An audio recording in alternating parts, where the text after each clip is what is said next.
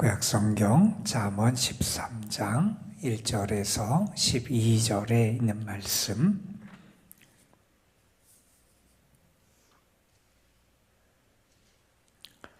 잠언 13장 1절에서 12절의 말씀, 오늘 우리에게 주시는 하나님의 말씀, 우리 함께 한 목소리로 받들어 읽겠습니다.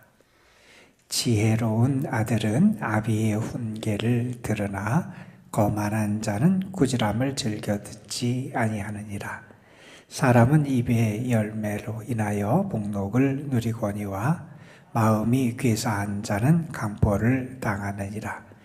입을 지키는 자는 자기의 생명을 보존하나 입술을 크게 벌리는 자에게는 멸망이 오느니라. 게으른 자는 마음으로 원하여도 얻지 못하나 부지런한 자의 마음은 풍족함을 얻느니라. 의인은 거짓말을 미워하나 악인은 행위가 흉악하여 부끄러운 데에 이르리니, 공의는 행실이 정직한 자를 보호하고 악은 죄인을 패망하게 하느니라. 스스로 부한 채하여도 아무것도 없는 자가 있고 스스로 가난한 채하여도 재물이 많은 자가 있느니라. 사람의 재물이 자기 생명의 속전일 수 있으나 가난한 자는 협박을 받을 일이 없느니라. 의인의 빛은 환하게 빛나고 악인의 등불은 꺼지느니라. 교만에서는 다툼만 일어날 뿐이라 권면을 듣는 자는 지혜가 있느니라. 망령되이 얻은 재물은 줄어가고 손으로 모은 것은 늘어가느니라.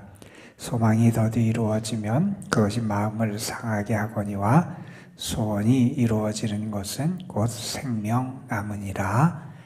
아멘. 여러분 아마 그런 얘기 들어보셨을 거예요. 2차 대전 중에 유럽에서 한 교회가 폭격을 받았어요. 그래서 많은 피해를 입고, 특별히 그래서 폭격 이후에 교회를 다시 이렇게 복구하고 이렇게 청소하다가 교회에 있던 예수님의 동상을 이제 다시 발견하게 됐는데, 예수님의 동상에 손이 폭격으로 말미암아 두 손이 없어져 버린 거예요.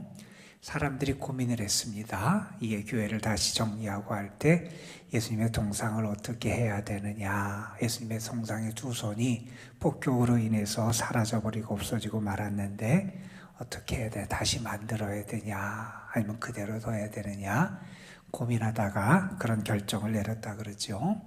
우리는 예수님의 동상의 두 손을 만들지 않고 그대로 이것을 세워두겠다.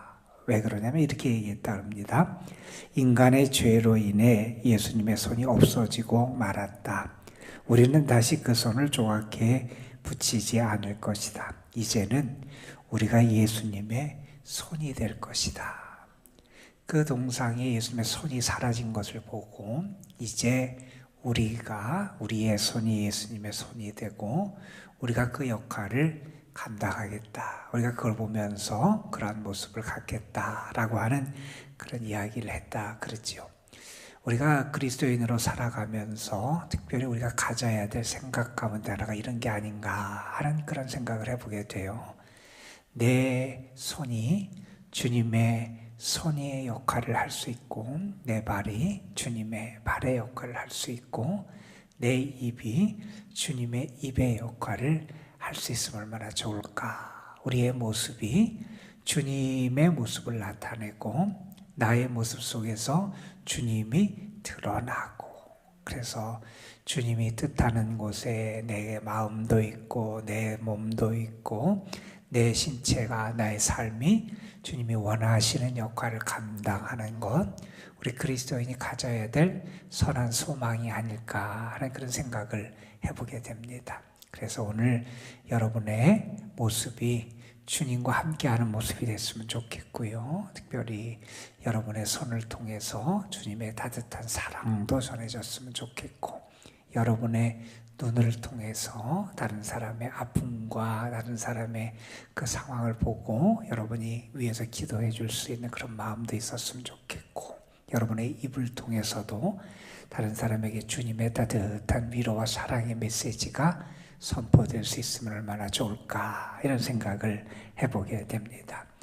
우리는 지금 잠언 말씀을 읽고 있는데, 이 잠언 13장에서도 지혜자와 어리석은 사람 혹은 의인과 악인의 삶의 모습을 우리에게 명하게 보여주고 있습니다.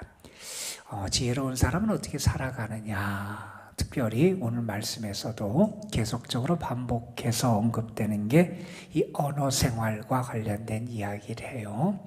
지혜로운 사람은 그 말이 다르다는 거예요. 여러분, 우리의 입이 무엇을 먹느냐라는 것을 따라서 그 사람의 삶의 질이 평가될 수 있을지 모르겠어요. 어떤 사람은 뭐 비싸고 좋고 뭐 맛있는 것을 먹는 경우도 있을 것이고, 우리의 입에서 그렇지 못한, 그렇게 비싸지 않고 그렇게 뭐 이렇게 아주 그렇게 뛰어난 그런 음식을 먹지 않을 수도 있어요. 그래서 우리의 입을 가지고 우리가 무엇을 내 입에 안에 집어넣느냐, 먹느냐를 통해서 우리의 삶의 질이 결정될 수도 있을 거예요. 그런데 더 중요한 것은 내 입에서 나오는 말을 통해서 우리의 삶의 질이 결정이 된다는 거예요.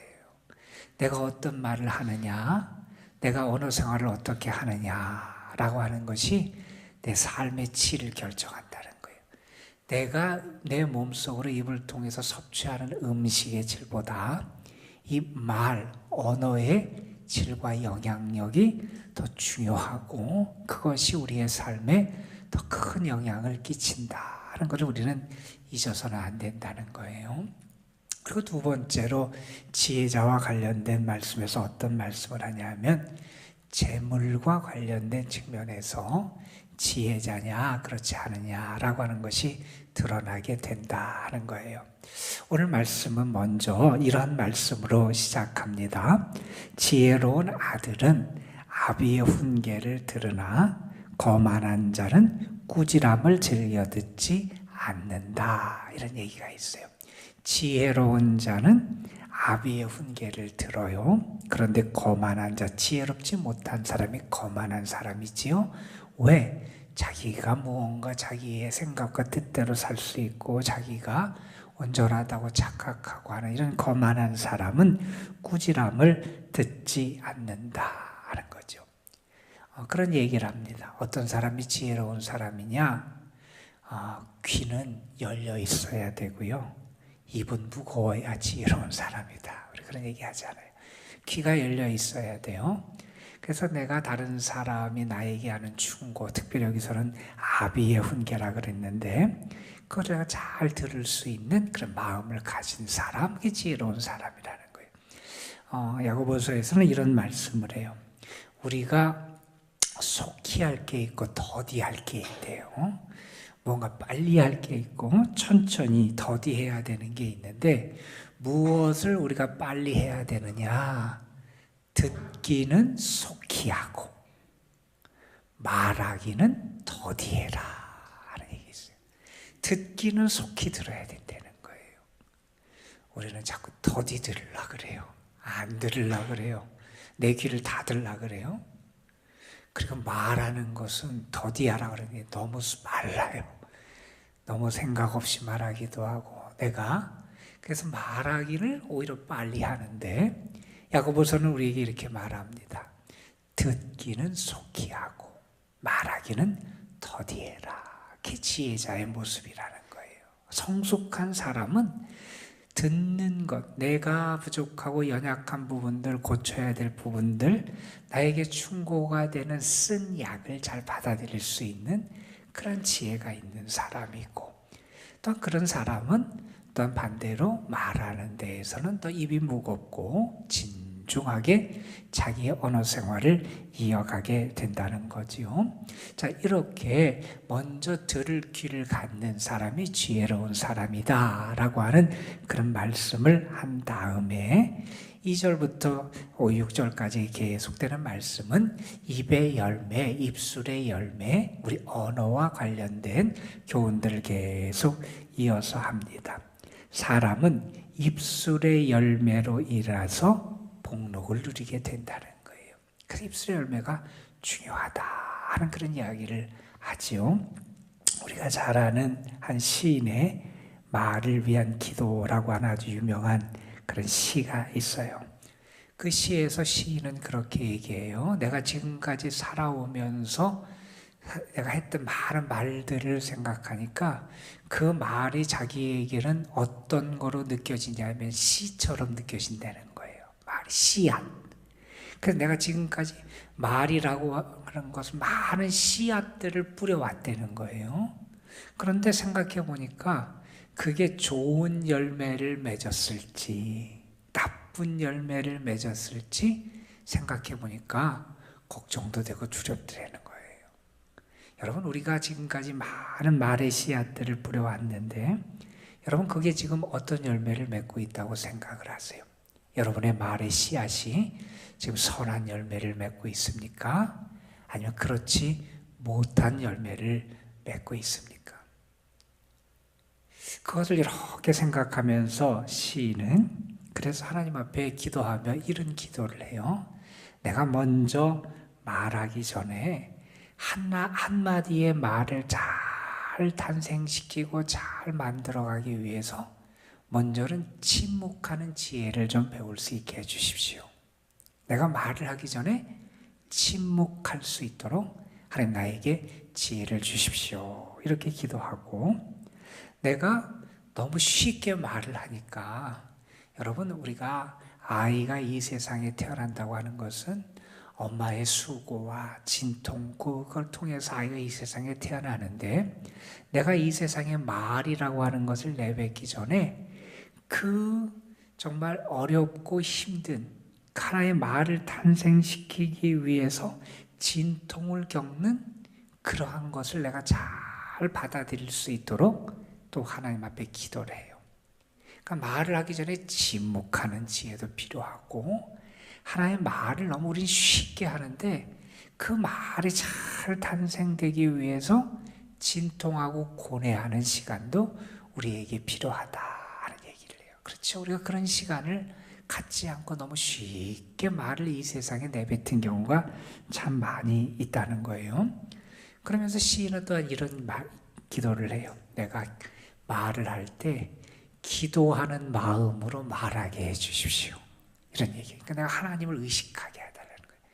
하나님 앞에 내가 기도할 때, 내가 하나님 앞에 내가 기도하는 마음, 그 하나님 앞에서 말하는 그러한 마음을 가지고 말할 수 있도록 하나님 나에게 은혜를 주옵소서. 이렇게 말을 하고, 그런 또한 이런 기도를 합니다. 하나님, 내가 나의 말에 사랑의 말이 좀 담기게 해주십시오. 사랑의 말이 담기게 해주십시오. 여러분, 우리가 의식적으로 기도해야 돼요. 하나님, 내 말에 사랑의 말이 담기게 해주십시오. 우리가 그런 기도를 안 해도 우리의 말 속엔 악한 것, 독한 것, 상처를 주는 것, 다른 사람을 해하는 그런 독성은 가득 들어 있어요. 그런데 우리의 말에 다른 사람을 살리고 치유하고 다른 사람을 위로하고 다른 사람에게 따뜻함을 주는 이런 사랑의 말을 우리는 담지 못할 때가 참 많이 있다는 거예요. 그래서 시인은 기도해, 하나님, 내가 사랑의 말을 좀 하게 해주십시오. 사랑의 말. 내 말이 그러한 말이 돼야 된다는 거예요. 그래서 이렇게 기도합니다. 내 삶이 해처럼 빛나는 삶을 나의 언어 생활을 통해서도 내가 살게 되길 원한다. 그 시인의 기도가 아마 우리의 기도가 돼야 되겠지요. 왜 우리가 그래야 되느냐? 우리의 입술의 열매를 우리는 살아가는 존재라는 거예요. 우리 입술의 열매가 우리의 삶을 결정하고 우리의 삶의 질을 결정한다는 거예요. 그렇지 못하고 악한 사람, 악한 말로 자기의 이익을 도모하려고 그러고 괴사를 하고 그렇게 괴하고 다른 사람을 악하게 다른 사람의 등을 쳐먹으려고 그러고 이렇게 악한 말을 하는 것, 그것이 나에게 유익이 되는 게 아니라 오히려 그것이 내 삶의 올무가 되는 경우가 많이 있다는 거예요.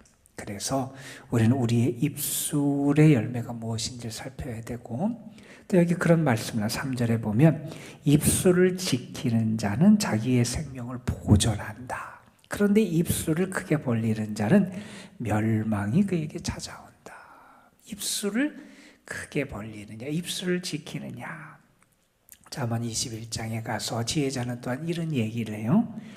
입과 혀를 지키는 자는 그 영혼을 환난에서 보존하게 된다. 그러니까 내 입술, 내 혀를 지키는 자가 환난에서 보존되는 그런 은혜를 누리게 된다. 그래서 언어 생활에 대한 교훈들을 계속해서 합니다. 우리가 말에 절제도 해야 되고요. 내 말에 거짓하는 말이 아니라 진실된 그런 말을 해야 되고요. 그래서 언어 생활에서 어리석은 자, 미련한 자가 아니라 악인이 아니라 언어 생활에서도 주님의 은총 아래 살고 있음을 드러낼 수 있어야 된다는 거예요. 그게 믿음의 사람의 모습이다. 참 지혜자다. 이런 말씀을 합니다. 그리고 7절부터 이어지는 말씀에서는 재물과 관련된 이야기를 해요.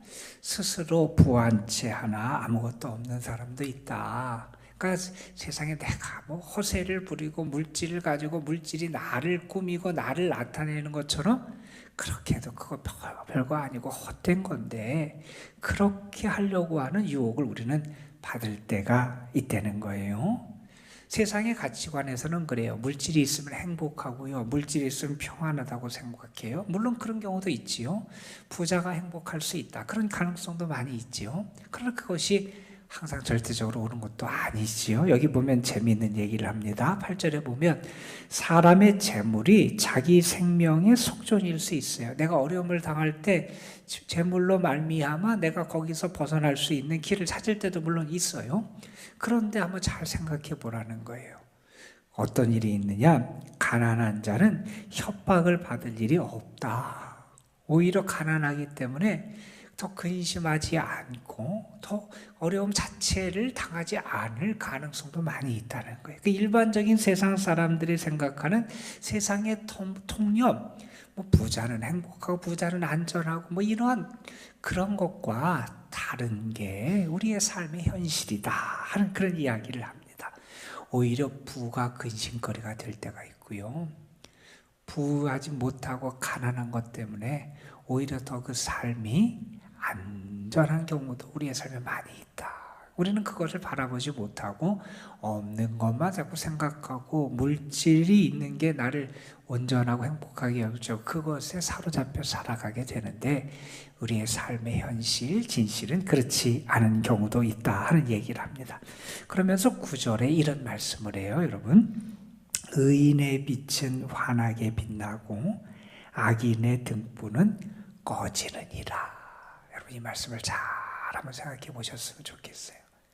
둘 다 불이 있어요. 등불이 있다는 거예요.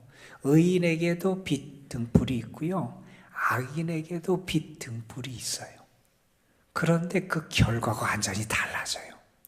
의인의 빛은 점점 더 환하게 빛나요. 그런데 악인이 붙잡고 있는 빛은 등불은 꺼져요. 여러분은 어떤 불빛을 듣고 계십니까? 여러분이 들고 있는 그 등불은 점점 환하게 빛나는 등불이에요? 아니면 사라지고 없어지고 꺼져가는 등불이에요? 내가 무엇을 지금 들고 있냐는 거예요. 악인도 그 등불이 자기를 비춰줄 것처럼 생각하는 거예요. 그것이 나의 삶에 참된 빛이 될 것처럼 생각하는 거예요. 그래서 그것을 들고 있어요. 그것을 들고 있으면 내가 두렵지 않고 내가 안전할 것이고 그것이 나를 행복하게 할 것이고 그것이 나를 지켜줄 것이고 그래서 내가 그것을 붙잡고 있는 거예요. 그런데 그 등불이 꺼져간다는 거예요. 꺼져가는지 모르고 그것만 붙잡고 있는 거예요. 저는 여러분이 의인이 됐으면 좋겠고요. 참 지혜자가 됐으면 좋겠어요. 우리는 세상에 없어지고 사라질 것들만 붙잡고 살아서는 안 돼요. 잠언이 계속해서 우리에게 가르쳐주는 잠언의 핵심적인 가르침은 뭡니까? 우리는 여호와를 경외하며 살아가는 사람이에요. 하나님을 믿고 하나님을 신뢰하며 살아가는 사람이에요. 눈에 보이는 물질이나 세상 것에 우리의 소망을 두고 살아가는 사람이 아니고요. 하나님께 소망을 두고 살아가는 사람이에요. 많은 사람이 그 물질이 아니면 세상이 어떤지 있고 세상 것이 나를 안전하게 하고 세상 것이 나를 비춰줄 것이라고 생각하고 그거를 의지해 살아가는데 그것이 꺼져가고 있는 것을 볼 수 있어야 된다는 거예요. 점점 더 번성하고 점점 더 빛나고 점점 더 환해지는 생명길이 있는데 자꾸 어리석은 죽음의 길을 걸어가는 사람들이 있다는 거예요. 저는 여러분이 의인의 삶을 살았으면 좋겠고요. 여러분의 등불이 더 빛났으면 좋겠어요. 여러분 오늘 그렇게 한번 기도했으면 좋겠어요. 하나님, 제가 들고 있는 등불이 진짜 등불이 됐으면 좋겠습니다. 이 등불이 점점 더 환하게 빛나게 해주시고 내가 붙잡고 있는 이 등불이 나의 삶을 우리의 가정을 살리는 그러한 등불이 되게 하여 주옵소서. 우리가 그렇게 기도할 때 하나님 우리에게 은혜의 빛을 더 풍성하게 허락해 주실 줄로 믿습니다. 우리의 말과 행위가 하나님 앞에서 진실해야 돼요. 그리고 우리는 정말 헛된 것에 소망을 두고 살아가는 자가 아니라 참 소망을 붙잡고 살아가는 사람, 그것이 우리 믿음의 사람이 돼야 된다 하는 것을 다시 한번 깨닫게 됩니다. 하나님 안에서 오늘도 영적으로 부유하고 영적으로 빛나는 주님의 의인들로 살아가게 되시기를 주님의 이름으로 축복합니다. 기도하시겠습니다. 아버지 하나님, 오늘도 우리를 불러주셔서 오늘 우리의 하루의 삶이 하나님 앞에 구하고 하나님의 은혜의 그늘 아래 머물고 하나님의 사랑의 빛을 받고 살아가는 삶으로 우리가 하루의 삶을 시작할 수 있도록 은혜를 베풀어 주심에 감사를 드립니다. 아버지 하나님, 사랑하는 성도들이 오늘 주님 앞에 나왔습니다. 우리의 귀를 열어서 하나님이 우리에게 들려주시는 생명의 말씀, 하나님이 우리에게 권고하시는 하나님의 말씀을 우리가 먼저 잘 받아들일 수 있는 믿음의 열린 귀를 허락해 주시고 하나님의 말씀을 붙잡고 순종하며 살아갈 수 있는 믿음을 허락하여 주옵소서. 아버지 하나님, 우리의 삶이 주님의 은혜 안에서 살아가는 주님의 은총 받은 자로 살아가는 삶이 되기를 소망합니다. 우리의 손이 거룩하게 하시고 우리의 눈이 거룩하게 하시고 특별히 우리의 입이, 우리의 입술이 거룩하게 하여 주셔서 우리의 입을 통해서 나오는 말들이 하나님이 기뻐하시는 말이 되게 하여 주시고 사랑의 말이 되게 하여 주시고 하나님의 함께 하심을 드러내는 믿음의 말이 될 수 있도록 인도하여 주옵소서. 아버지 하나님, 특별히 오늘 말씀을 의지해서 우리가 하나님 앞에 기도합니다. 의인의 빛은 환하게 빛나지만 악인의 등불은 점점 꺼져간다 그랬습니다.